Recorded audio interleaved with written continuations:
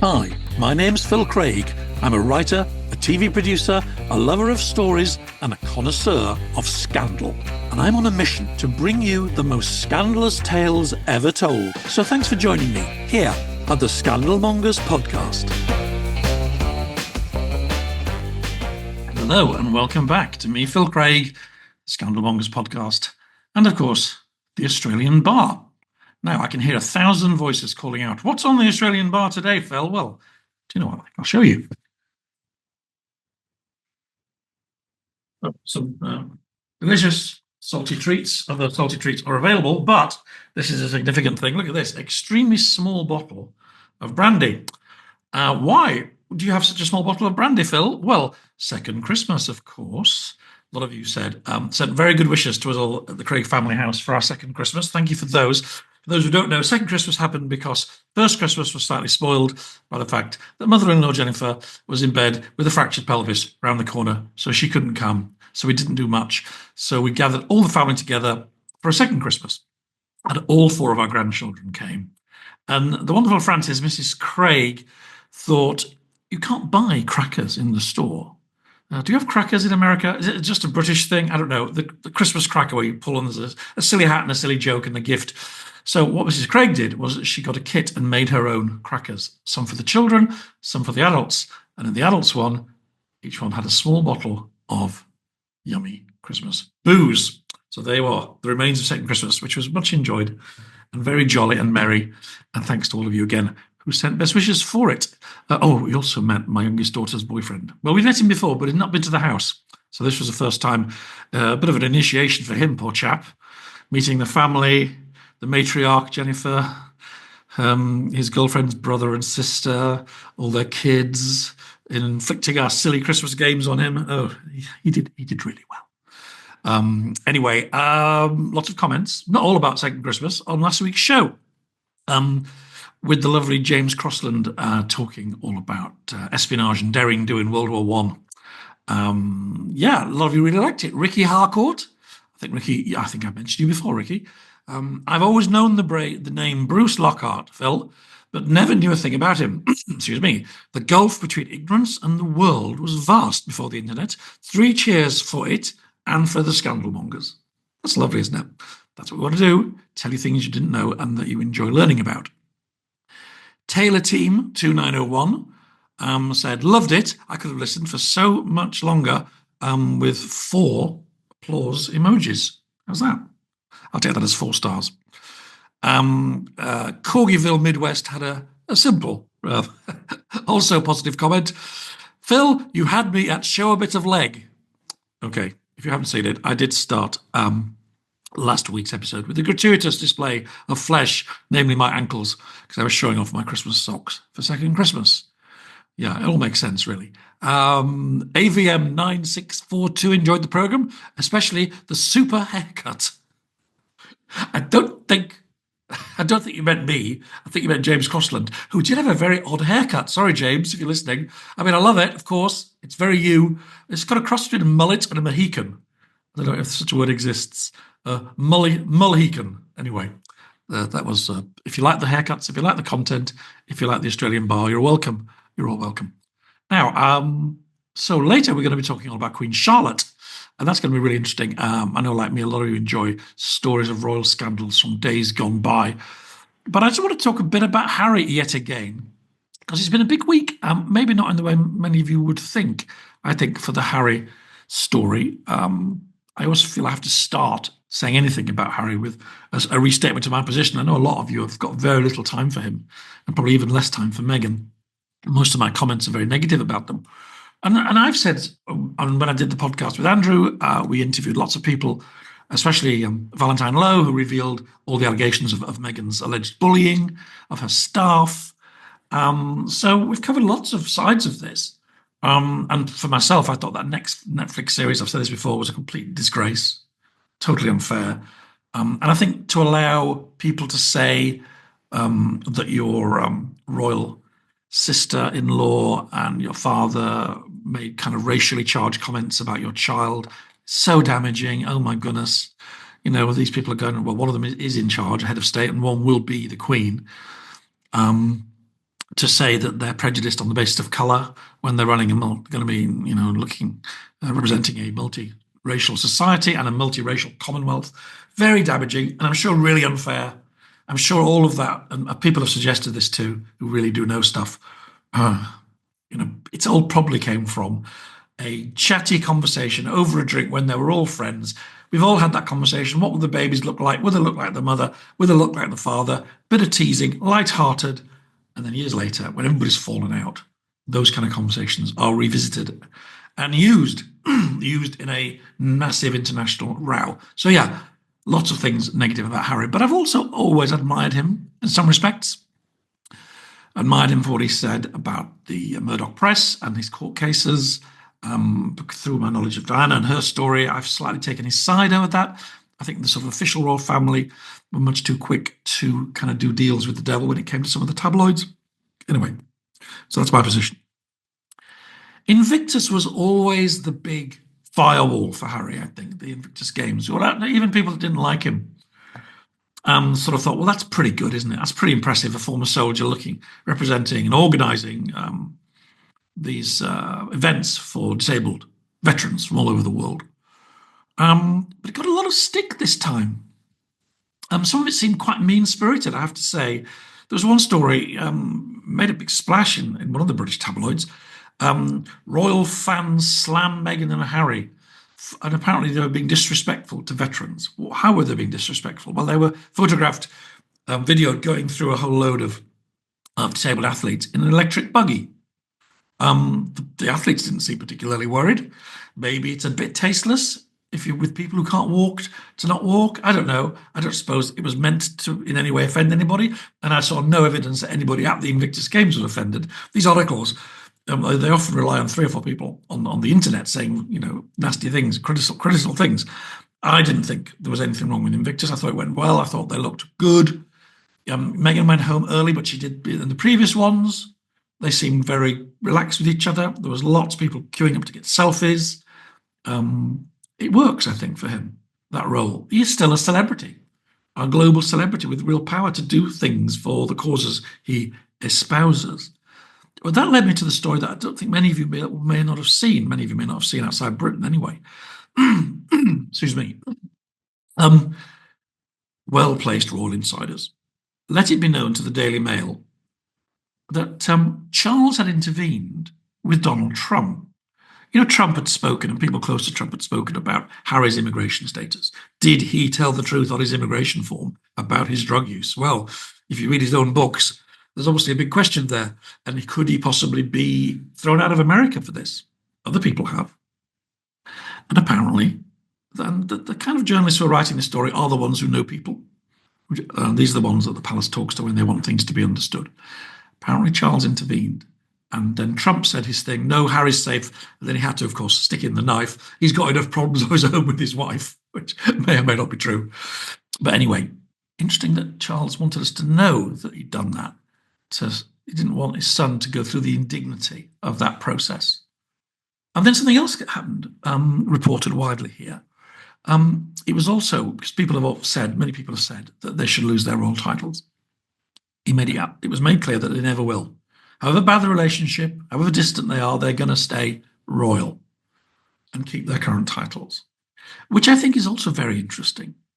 Because I do think, and I picked this up from conversations I've had with other people that know stuff about the royals, Charles has always been more keen to reconcile than William. I mean, it's understandable. If your 2 children are at each other's throats, any father or mother would want that, I think, no matter how hurtful one of them has been. I think with William, it's maybe more personal because it's about Kate. Kate's falling out with Meghan, the horrible things that were said about Kate. It must have been very, very, very hard. And maybe there'll never be forgiveness there. Perhaps that's just never going to happen. But the Invictus Games is due in Britain in 2 years' time.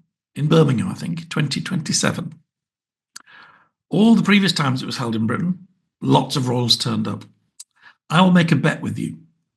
If I'm still doing this podcast, you can call me out if I get it wrong. I will make a bet with you that we will see William and Harry together at those games in 2 years' time. They may not be particularly friendly or close, but I think there's reconciliation in the air. And you have to move on. We've all had rows with people and made up. It doesn't mean you're ever going to be their best friends, but there are reasons to make up sometimes. Reasons for the family and reasons for the people involved. Let's face it, Harry and Meghan's career in Hollywood has sort of hit the buffers. They've become a bit of a joke with their podcasts and their silly ideas and their documentaries on polo and Meghan's jam-making series, which has yet to air, but I suspect is going to be rather cringy. So they may have a reason themselves to want to kind of walk back some of the things they've said. Perhaps there'll be some kind of arranged apology or half apology. Oh no, we never meant that about racism. I mean, that would be the big one. If they could find a way to back away from that. Oh no, we were misquoted. Oh no, it was all said in temper, in hot blood, and now we've reflected on it and we think that we saw no sign of actual racism. Something like that. Anyway, it is in the air. And I think actually for the royals and for Harry and Meghan as well, it would be a good thing. Because they do have star power, and you could still see them, maybe not Meghan, just Harry. Perhaps that's the way it is going to go. Not that they would necessarily break up, but he might take a more public role. And he has, he's done various tours, and he's got more planned, where he's effectively doing his old job, just as an unofficial celebrity. Obviously not a working royal, but a celebrity, using his fame and his undoubted charisma to help the causes that he supports. Anyway, that's my prediction. I'm sure lots of you will say it's not going to happen, Phil, or it shouldn't happen. But I think put yourself in Charles's shoes. For all of the, he's taken a few sticks. He's taken a lot of stick in his life himself. There was a time when who'd have thought he could ever be sitting in Buckingham Palace married to Camilla. As the years pass, tempers cool, things change, dynamics shift. I think we might be just seeing the beginning of that. Anyway, that's my thought about Harry, and I wanted to share it with you. What else? Well, I think we need to get to the substance of this program, don't you? Oh no, there was one other thing. The previous week's show with the great Alan Nestor talking about opium wars, one of the British Empire's less, shall we say, spectacular successes. Well, I mean, financially it was a success. Morally, probably a disaster. Anyway, he was talking about opium and the opium wars. And I put out tweets and little extracts. And I think this is the only time anything I've ever put out has been retweeted with enthusiasm by the Revolutionary Communist Party of Great Britain and Ireland. No, I'm not turning into a trot. And I don't think Alan is either. He's just a historian that likes to shine a light on stories from the past, some of which are a little confronting. But that's what good historians should do, I think. Anyway, I thought that was quite funny.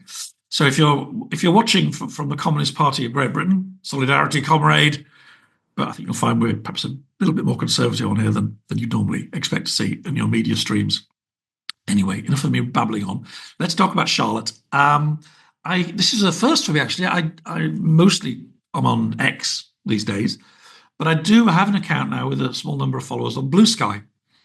Blue Sky is the sort of site that a lot of people went to after Elon Musk declared himself for Trump. So it tends to be people who are not very fond of Trump or Musk. Anyway, there are lots of people on there who believe all sorts of things. Anyway, I joined it. And this episode is the first person I've met on Blue Sky. She was writing, she's called Natalie Garrett. She's an academic. She was writing about Queen Charlotte, which she's just written a book about. And I thought it was really interesting what she was saying. We only really think of Charlotte in terms of A, Bridgerton, and B, the fact that she was married to a king who went mad. But she was a royal consort, or in the family, for 57 years, which is a huge amount of time. And they're very turbulent years. And she had a big personality and a really interesting life. And 15 children who also had massive feuds with her, with the father, with each other. Yes, the royal family never change.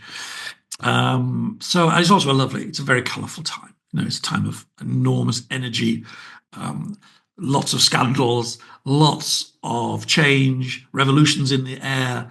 The face of the world is being settled, endless battles between the British and the French. There's the American Revolution, there's our French Revolution. She's in a really important position throughout all of it. So I reached out to Natalie and she gave me this interview, which I'm now going to go to and stop going on about stuff. But I'll be back going on about stuff at the end of the interview with Natalie. I hope you enjoy it. Thanks a lot. Bye. Natalie, welcome to the Scandal Mongers podcast and me and the Australian bar. And thank you for joining me. Thanks for having me, Phil. And yeah, lovely bar. I like it. So I've got to ask you the obvious lowbrow question. Queen Charlotte, Bridgerton, what do you think? I mean, I enjoy Bridgerton. It's good fun. I wouldn't recommend it for historical accuracy because that's not what they're trying to do, and that's fine. It's a bit of fun. It's very interesting, I think, though. And I think they get some things right about her personality. She loved gossip. She loved to know what was going on with everyone. She loved to matchmake and things like that. And of course, had lots of trouble with her children, which I know kind of crops up in various guises in the show and in her spin-off series Uh, as well. So yeah, they get some things quite right. But yeah, anything that gets people interested in Queen Charlotte, I'm all for it. I That's my view. completely agree. I mean, I guess if you have 15 children, you're going to have issues with some of them at some time. But did you feel that do you know of any real historical legitimacy for the suggestion that she may have been mixed race? Or Not really, Phil. I do look at it a bit in my book, but it does seem like a slightly strange rumor that's kind of snowballed, into something bigger than it was. And I explored a little bit from various angles. So look at sort of records from the time. Does anyone discuss it?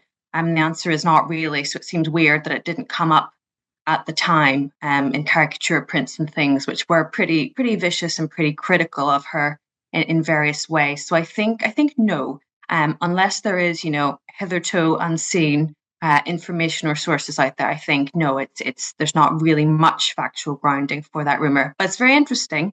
I think as a kind of way of reconceptualizing, what would Britain be like, right? oh, I If quite we had agree. I think a the whole yeah, colorblind approach was very original and it's great. Yeah. interesting. It's But so interesting. I love that kind of idea. And yeah, it does raise lots of really interesting questions about 18th century Britain and of course present day Britain as well. So, but yeah, in terms of kind of historical accuracy, I would say nothing at the moment to kind of confirm that. it's called the Scandal Mongers podcast. We've done shows on Gilray before, various other 18th century characters, Emma Hamilton and her life. That was something I've written about myself. What I loved about the way you frame your narrative about Charlotte is that you sort of position her between the age of royal scandal and the age of royal respectability. Her Yeah. granddaughter is Victoria. We associate her with a particular kind of royal family that probably we would identify with today, or perhaps they would aim for today. But before Charlotte, it was like all bets were off. It was just a kind of rumbustious gin lane kind of world of. I'm exaggerating, of course, but do you because she was what was it 50 odd years she's queen 57. So the 57. longest ever queen consort we've had. Yeah. So she does sort of move the royal family, doesn't she? Or she helps move it from that age of permanent scandal and also political meddling into something very different. Yeah, I mean that as you say is sort of one of the things I try very hard to argue in the book, and it's interesting because I totally agree, and she's trying to move the monarchy with George III. I don't want to discount him entirely, away from that scandal and this sort of respectable family image, and there's a big emphasis on the royal family in this period. They do a lot to kind of advertise. Their familial harmony. Most of it's made up, but they try to kind of project this happy family, lots of children, it's all going really well.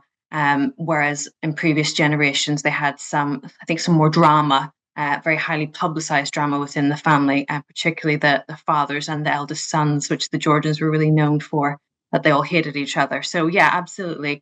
I think Charlotte did an awful lot to try very hard to kind of project that regal image that I agree Victoria really carried on well.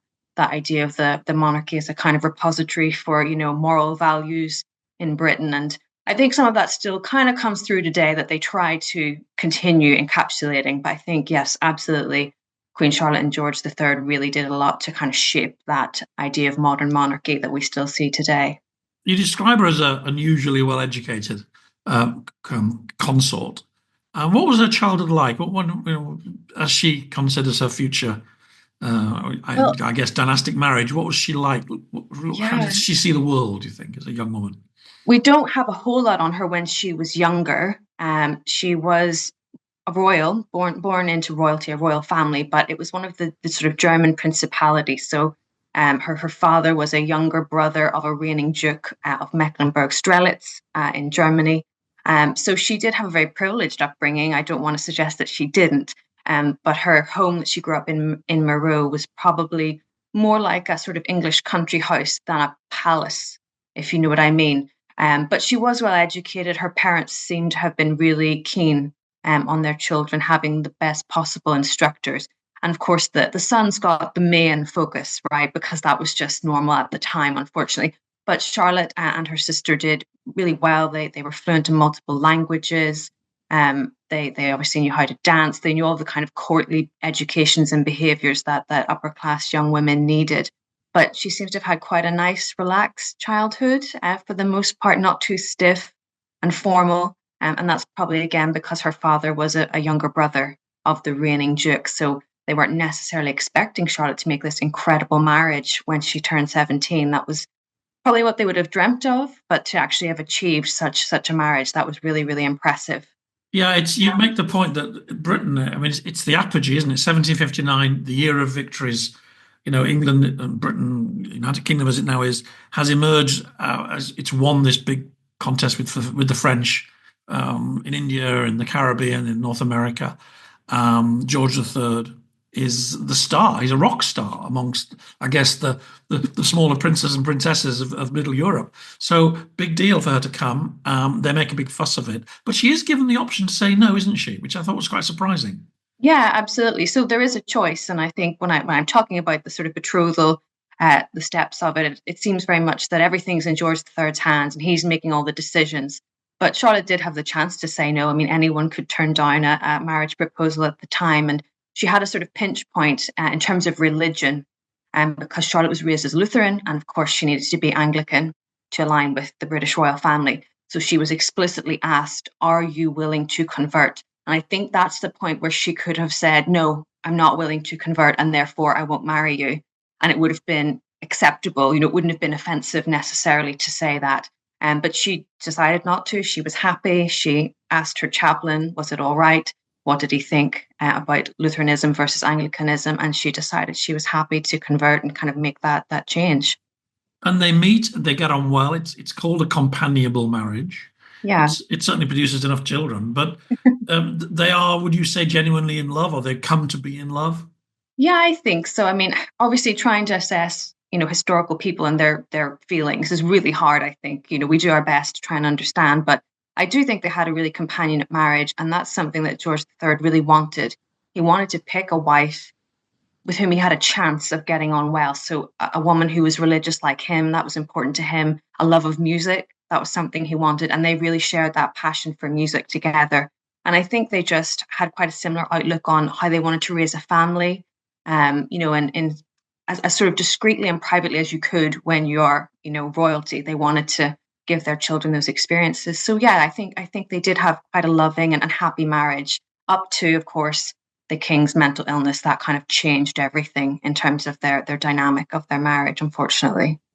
Because before we get to that, does he cheat on her? Does he have mistresses? Because pretty much everybody else does. Yeah, so as far as we know, no, he does not. And that, yeah, as you say, that really set him apart. I think the only sort of contemporary who comes to mind was Louis XVI, who also was totally devoted to his wife, Marie Antoinette. It didn't go so well for them, obviously. But George III, yes, he seems to have been very determined that he was not going to have mistresses. And his mother, Princess Augusta, was very instrumental in kind of instilling that morality in him as a child. And I think that stayed with him. So he might have had little fancies here and there. He certainly, when he was ill, declared that he was in love with one of Charlotte's ladies in waiting, Lady Pembroke, who was apparently really shocked to hear this because he had never said anything before. So his eye may have wandered, but it doesn't seem that he ever did anything. I think he was really devoted to Charlotte, and that is quite unusual in the period for a royal marriage. So before she has to assume new responsibilities because of his illness, what's her public image like? How does she occupy her time? She really occupies her time as much as she can with her children, and she really does try to be a good mother, whatever we want to take away from that term. She's very interested in education. She reads lots of books on how to bring up children that are being published at the time. She's very involved with the governesses. And of course, she goes to public events. She hosts drawing rooms in London and St. James's Palace, where she meets members of the aristocracy.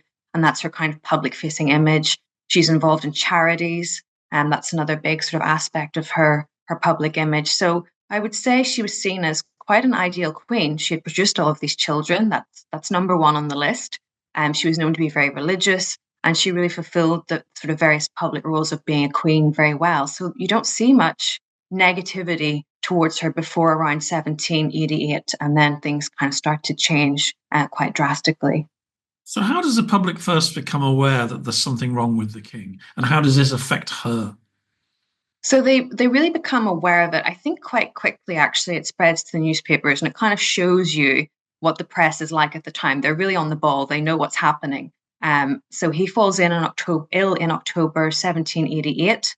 On the 25th of October, he hosts a drawing room to sort of celebrate his accession to the throne 28 years earlier. And one of the Queen's ladies comments on how strange the king's speech is. He sort of talks at her, and he doesn't take a breath, and his eyes are bulging, and it's just really odd behavior. And things kind of deteriorate quickly from there. And that's when sort of everything changes, because people quickly realize that the politicians in charge sort of start to realize that this incapacity, whatever it is, it could be permanent. They don't know. But of course, he can't act as king during that time. And that's really where the problems start within the family.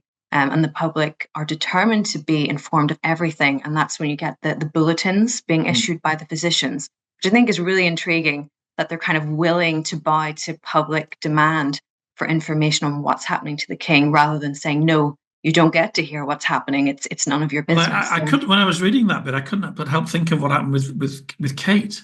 Yeah, absolutely. Princess Catherine, because there was this enormous row. Pressure was building because people weren't told how she was doing, what was wrong with her. And it seems that, in the 18th century, they were actually a bit more forthcoming, because they felt they had to be. Yeah, I think they did. I don't think they wanted to be. And actually the Hanoverian royal family had this sort of notoriety for refusing to admit that they were sick. They were all really bad for this. And you see the courtiers recording that they wouldn't even acknowledge that another person was sick. They were really strange about anyone admitting that they were unwell. And George III's grandmother, Queen Caroline, I mean, she famously suffered horrifically in the last years of her life because she didn't want to admit that she was sick. She had an umbilical hernia, and she Ouch. just wouldn't admit. Yeah, she would not admit that she was sick. And unfortunately, it ruptured and she died.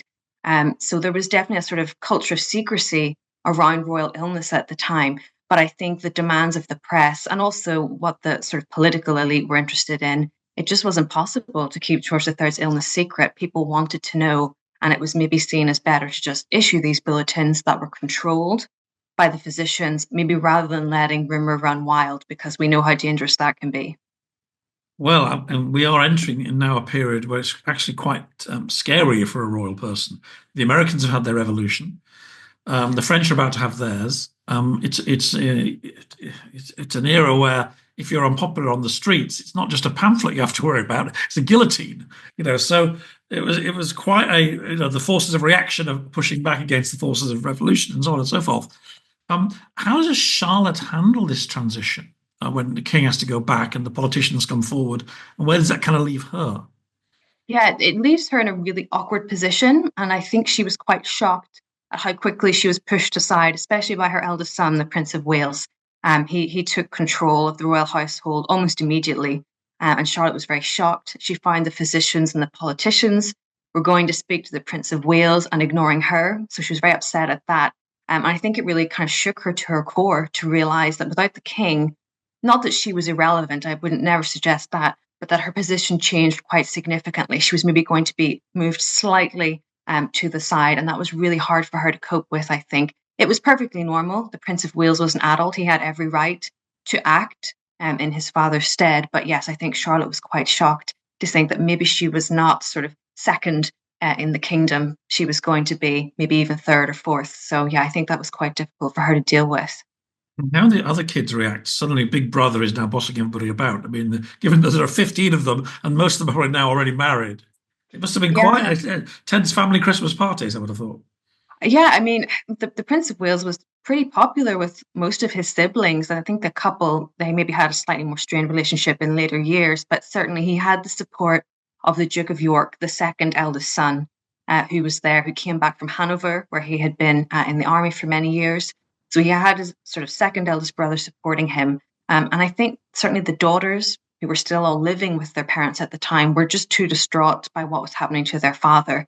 They were perhaps happy to think that their eldest brother was kind of taking charge, and there was someone keeping the family running. But yes, it must have been just a completely strange shift of dynamic to see your father completely incapacitated like that. And he's not just your father, he's the king. And that really meant something back then in the royal family. So yeah, it must have been really hard for them to deal with.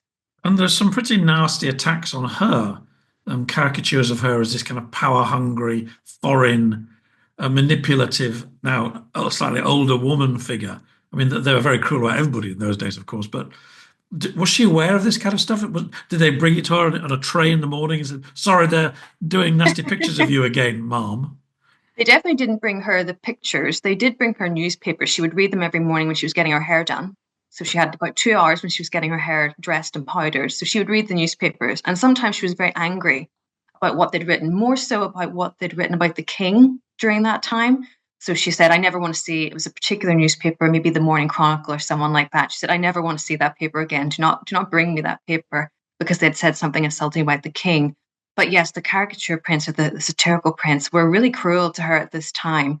As you say, she was depicted as this mother trying to really betray her eldest son and kind of seize power and take over Britain with the help of the Prime Minister, William Pitt. And I mean, it was all hyperbole, and who knows how much anyone believed it, but it certainly did upset her. And she really kind of withdrew from public view once the king had sort of recovered. And that's when she buys Frogmore in Windsor. And she kind of builds this little utopia for herself that's sort of away from a lot of the courtiers and the politicians, and just a place where she can be herself, I think. And I think that really is symptomatic of what happened to her during that Regency crisis. Is that like her version of Marie Antoinette's famous little farm? I suppose a little bit. I don't know that Charlotte was trying to set up a farm or anything like that, but she loved botany, and she, I think, just liked a little bit of quiet and a bit of peace. Windsor Castle, obviously, if anyone's ever been, you know how big it is. It's bustling. There are people everywhere. I think it was also quite cold and drafty in some parts. So she was happy to have this little cottage that she could go to during the days at Frogmore, and just kind of have a bit of peace and quiet with her daughter. So that was her idea of kind of getting away from public scrutiny, I think, after sort of 1788, 89. And then, of course, his illness comes back. I mean, we're rushing forward again a little bit more, and he can no longer carry on. And I guess that's when what we would now call the proper Regency period begins. And is she pushed even further aside, or does she have much of a say? Well, her role's interesting. So politically, no, Charlotte was really never interested in being politically, active anyway. I think she knew better than to even attempt that. So she was certainly interested in politics, and her correspondence shows that. But in the Regency period proper, she's still quite an important figure, and that's because of the Prince Regent's relationship with his wife, of course. So he was absolutely not going to have Caroline on his arm while he was acting as regent. They were completely estranged at that point. So I think Charlotte actually ends up stepping in quite a lot as the female figure in the royal family. And you do need that at the time for the drawing rooms, to have the aristocratic ladies coming to events. The Queen needs to be there. So she still plays quite an important social role within the monarchy, but politically, I would say not particularly involved in anything, no. Well, I don't know if you know Caroline Harris's work. She Yes, was on talking about the other Caroline, and her slightly less companionable marriage, shall we say? yes.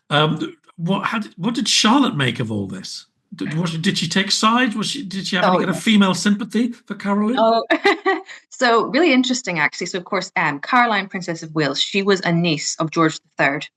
So she was related. They were first cousins, she and the Prince of Wales. And in a really weird sort of interfamilial twist, Queen Charlotte's elder brother, Prince Charles, at one point considered marrying Caroline before she'd married the Prince of Wales.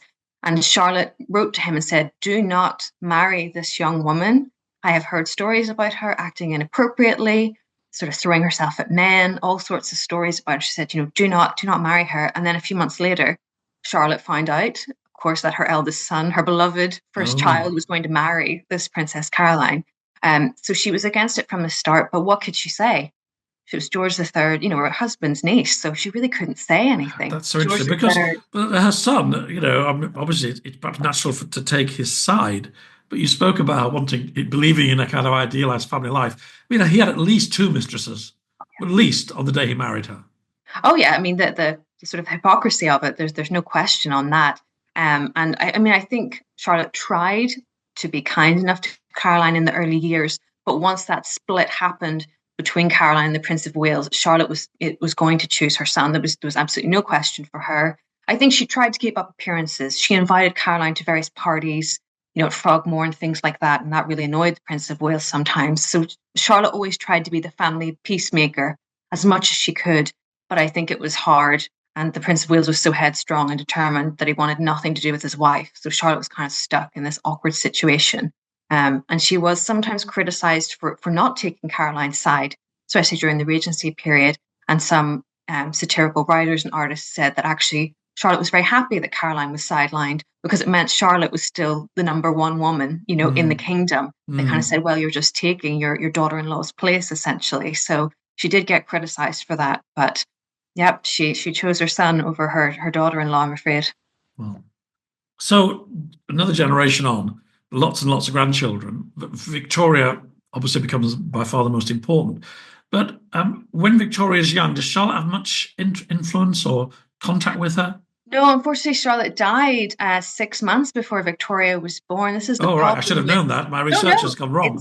this is the thing with George III and Queen Charlotte because they had so many children, but almost all of their children didn't marry or didn't have legitimate children until they were in their 30s or 40s.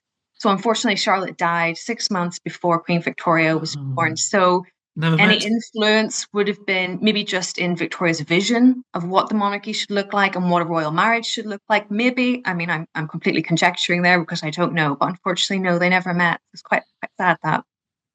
So her latter years are rather sad, aren't they? I mean, her health deteriorates, there's more and more scandal in the family. She's not particularly popular anymore. She's just sort of hanging around, really.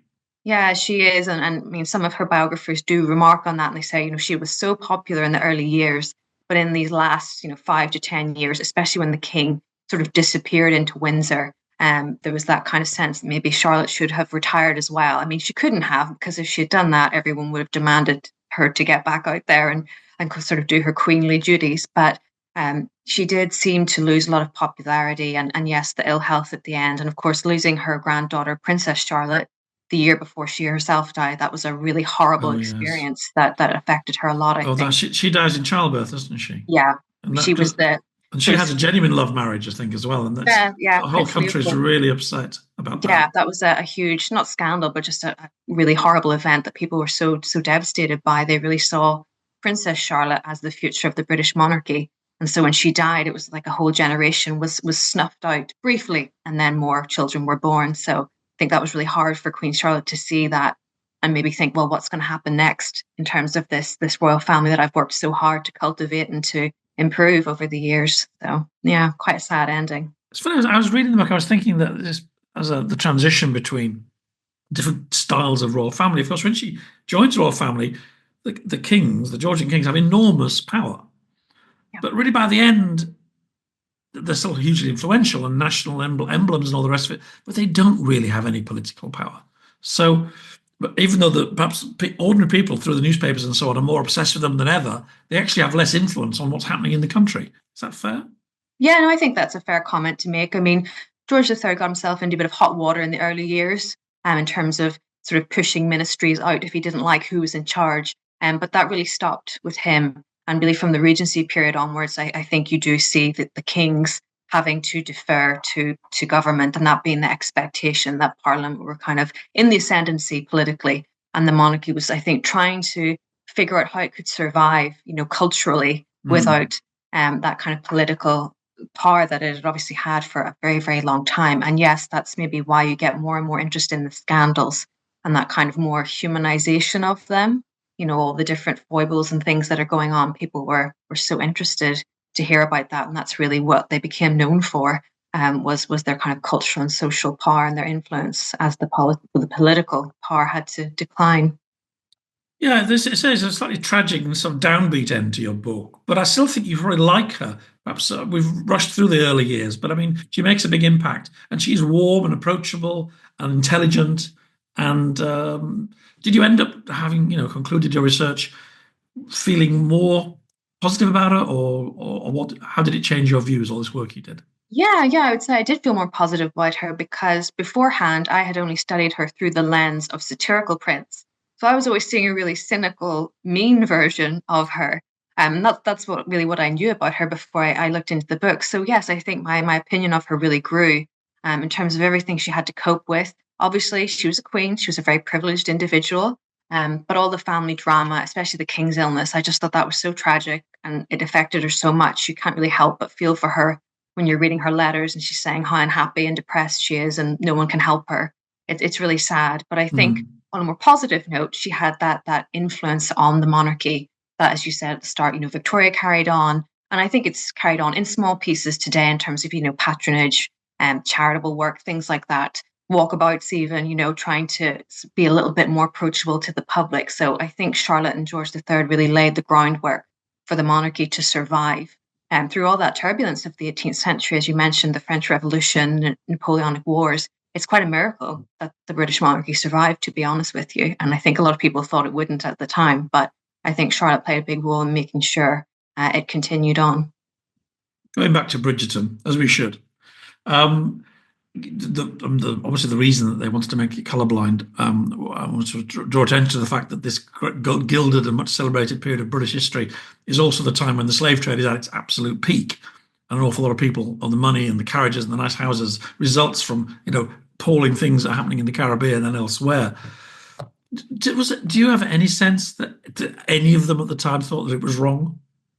Yes, so we do have some sense of views within the royal family, and it was divisive. And that's the thing about abolition at the time. You might think, well, of course, everyone would support this, right? It's morally correct. So you would support abolition. But actually, there were very diverse opinions in British society at the time, and the royal family were the same. So one of Charlotte's sons, William, the Duke of Clarence, who later became King William IV, he was in the Navy for many years, and he did visit plantations in America and in the Caribbean. And he was obviously, when he was there, presented with a very rosy view of what it was like on the plantations. So he came back to Britain and made a speech, and I think around 1798, when a lot of the discussion on abolition was happening. And he said, well, no, we shouldn't stop the slave trade.